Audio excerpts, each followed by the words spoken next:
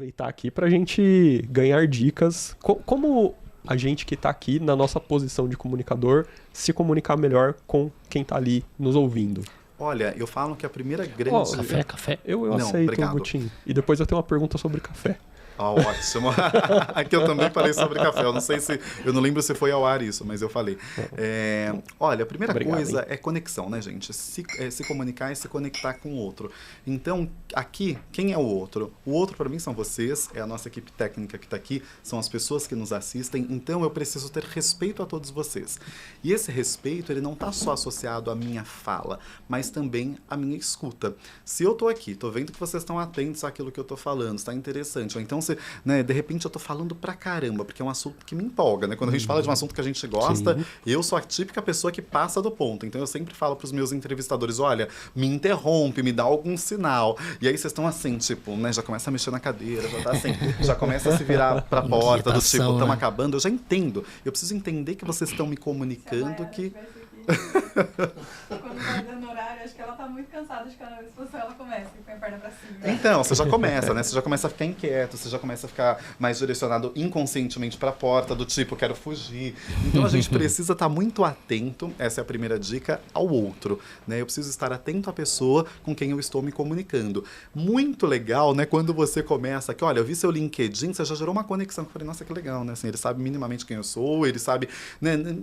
É simples, é uma coisa elegante que você faz, mas você já se comunica de uma outra forma. Então eu já chego aqui e eu me sinto um convidado, né? Eu falo, puxa vida, realmente eu sou uma pessoa que as pessoas me conhecem, elas têm um pouco de ideia, né, assim, do que eu fiz, da minha trajetória, e isso já gera uma conexão, já gera um rapport, já gera uma transferência. Então a primeira dica é, se conecte com aquela pessoa com quem você está falando. Agora, você vai falar para mim muitas vezes, puxa, Henrique, eu estou numa situação de comunicação em que eu não conheço o meu comunicador ali, o meu telespectador, o meu público. Nessa situação, o chique é ser simples, né? Então use uma comunicação o mais clara possível, articule bem, use gestos, né? Enfatize sempre que possível. E nessa situação, por exemplo, que a gente está usando aqui de podcast, a gente tem uma imagem, né? Então as pessoas podem ter pessoas nos vendo também, onde eu vou trazer então o meu recurso não verbal, né? Aqui eu tô com óculos, eu não devia ter colocado um óculos menos chamativo, mas é um óculos sextavado, que às vezes eu sei que ele desfoca um pouco, como era podcast, eu achei que ia ser só voz. Eu achei mal barato o óculos. Eu achei mal barato. Ele chegou e falei, caralho, que óculos estiloso. E aí às vezes eu não gosto, sabe? Porque às vezes a pessoa fica parada, né? Porque assim, ele desvia a atenção por ser um óculos diferente, etc. Tal. Mas eu uso gestos, então eu tenho esse cuidado com a minha postura e tal. Mas, como o próprio nome já diz, é podcast. Então, o que eu tenho que enfatizar quando eu estou numa situação de podcast? Desse combo todo de comunicação, o que vai despertar mais o interesse do meu ouvinte? A minha voz, né? Então, eu tenho que usar uma articulação clara e precisa, eu tenho que fazer ênfases, eu tenho que ter curvas melódicas nessa voz, eu tenho que usar um drama quando eu quiser falar de uma coisa. Gente, agora eu vou falar de um assunto. Nossa, vocês não têm ideia do quanto isso é relevante. Aí eu faço toda uma máquina mais vendida do Brasil. Exato, né? Aí se eu tô falando de uma coisa... Exato. Aí se eu quero fazer uma coisa mais divertida, tal, eu dou um sorriso, jogo um pico de agudo, tal. Agora, se eu quero falar de uma coisa séria, eu jogo uma voz um pouco mais grave. Tudo isso, todas essas brincadeiras fazem com que as pessoas mantenham a nossa atenção. Então, para uma situação dessa, por exemplo, essa é a minha dica. Podcast é seu foco? Então, use e abuse da sua configuração vocal. Por quê? Porque o que a pessoa vai ter, né? Eu recebi um jornalista esses dias no meu consultório, que ele recebeu um feedback do âncora, né, do jornal. O âncora é como se fosse aí um chefe, por assim dizer, do jornal. E ele falou, Henrique, meu âncora falou que eu tô com uma certa dificuldade aí de gravar o off. O off é exatamente esse momento que a gente está fazendo aqui de podcast, onde só tem a voz e saem lá as imagens na televisão e você está fazendo toda uma narrativa por fora, né? E o que eu tenho que focar? A mesma coisa, a voz. Então eu precisei trabalhar com ele. Intensidade, forte, fraco, nuances, curvas melódicas. A nossa voz, né? É isso aqui que eu estou usando com vocês, é ressonância. Existem 3 tipos, né? De forma bem simples aqui de ressonância. Uma que é essa ressonância mais baixa, que é aqui na garganta. Então se eu falo, nossa, Augusto, que legal estar aqui com vocês. Olha, que prazer com essa voz toda na minha garganta. Passa uma ideia de que eu não estou muito feliz, de que eu estou cansado, né? Enfim, é uma ressonância que passa pouca energia. Ao passo que essa voz hiponasal, né, que a gente às vezes tem, porque fica nessa cidade que é super poluído, enfim. Então a gente tem rinite, tem etc. Eu tô meio alérgico hoje, a minha voz tá um pouquinho hiponasal. Ela é uma voz que não passa muito afeto, né? Então os estudos mostram que essa voz hiponasal, ela não tem uma proximidade tão grande. Já uma voz hiponasal, que é essa voz aqui que só sai pelo nariz, que alguns pacientes, né, por exemplo, que nascem com fenda palatina têm, ela é uma voz que passa uma sensação de futilidade. Então, tudo isso comunica. Eu preciso ter um equilíbrio dessa minha ressonância. Eu preciso equilibrar garganta, boca e nariz para que a minha voz ela seja agradável. Eu falo que um cantor, gente, que faz isso muito bem é o Roberto Carlos, né? Que é considerado aí o rei do Brasil, né? Que eu brinco com a veiarada, eu vou falar aqui, mas veiarada que é uma coisa respeitosa. Com carinho, com carinho. Com carinho, não me cancelem. Eu tô falando aqui nesse combo minha mãe, vovó, que adora Roberto, que pega a rosa dele e fica minha maluca. Minha mãe e minha tia, maluca. Ficaram Então, maluca ganhar uma mãe é rosa.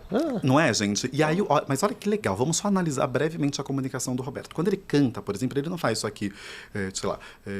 Como é grande o meu amor por você. Com essa voz hiponasal, sem nasalidade. Porque senão, quem que vai acreditar que esse amor é grande? Né? Porque é uma coisa que não tem contato. Agora, se eu faço isso aqui. Como é grande o meu amor por você. Trazendo um traço de nasalidade. Fazendo... Ai, daí a veiarada faz... Ai, Roberto! E aí, olha o que ele faz de bárbaro. Ele ainda usa um recurso não verbal, que vocês acabaram de falar. Imagina se a minha mãe ganha uma rosa. O que ele faz? Ele pega a rosa, dá o quê? Um beijinho naquela rosa, dá beijinho na rosa e joga a rosa pra veiarada. E mata a minha mãe do coração. E mata a mãe do coração, porque daí, olha aí, ele não precisou falar um A. Né? Ele só usou um gesto. Ele pegou a rosa, que já é uma coisa, né, assim, super romântica, símbolo, já é um símbolo e tal. Então, um beijo traz uma pessoalidade e joga. Olha tantos recursos que ele usa do ponto de vista de comunicação e que atingem os outros ali de uma forma brilhante. Do ponto de vista acústico, é uma voz pequena, não é uma voz enorme. Não é uma voz, não é um timbre bonito, nem não nada. Né? Você escuta o Roberto falando, você fala, nossa, não é uma voz que você tem vontade de ficar ali ouvindo, né, ele o tempo todo. Mas quando ele canta, traz aquela coisa que você fala, nossa, que interessante. O teatro musical tem muito isso, né, gente? Eu não sei se todo mundo aqui que nos assiste já teve a oportunidade de assistir a um espetáculo musical, por exemplo. Fever Hairspray. Muito legal, é muito legal. E é claro que assim, a gente tem vários tipos, né? Então, se eu tô falando de um fantasma da ópera, eu vou usar mais lírico e tal. Mas, em geral, até um filme da Disney, não precisa ir muito longe.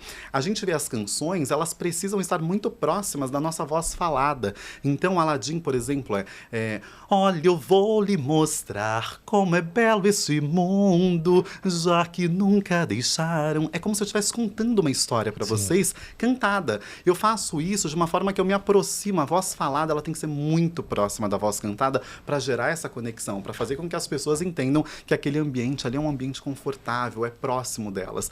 Os youtubers começaram muito bem, né? Eu lembro que quando eu fiz o meu mestrado, eu analisei a comunicação dos principais youtubers brasileiros do momento. E um dos tops era o Whindersson Nunes na ocasião.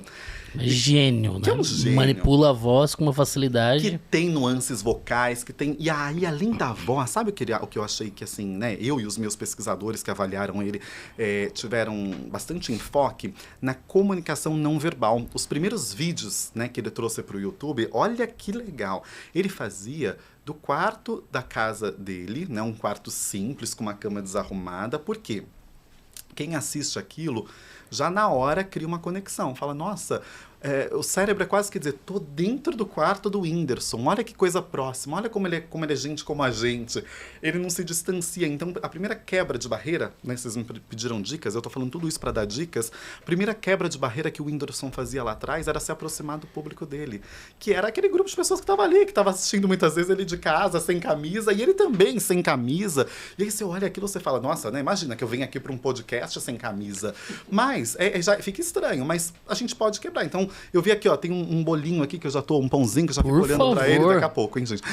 Tem um café, então já fica um ambiente. Eu olhei vocês também, daí eu vi um podcast que eu falei, nossa, olha, eles estão tomando até uma cerveja. É isso, eu tô precisando de um podcast assim, hein?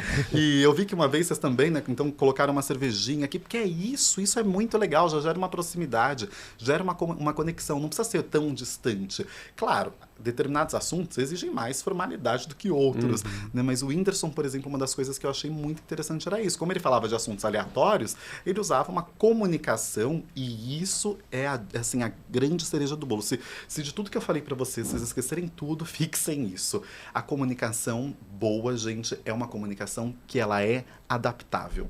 Então, se eu tô nesse ambiente aqui, onde eu tô fazendo um podcast, eu foquei na minha voz. Lembra que eu dei essa dica pra vocês? Se eu tô num grupo de amigos, de pessoas que eu tenho muito contato, eu não preciso ser hiper formal, até porque eu vou me distanciar dessas pessoas. Então, a gente sempre adapta o nosso perfil comunicacional de acordo com o contexto em que a gente está inserido.